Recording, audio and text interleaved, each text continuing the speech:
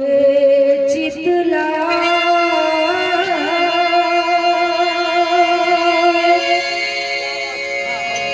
पद पानी राखो यहाँ भरल सभा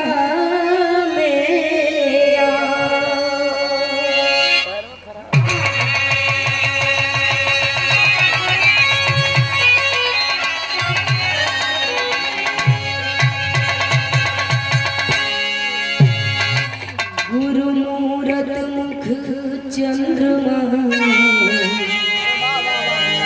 सेवक नयन चक्र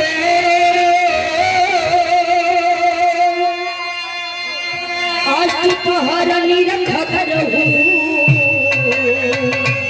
श्री गुरु चरण की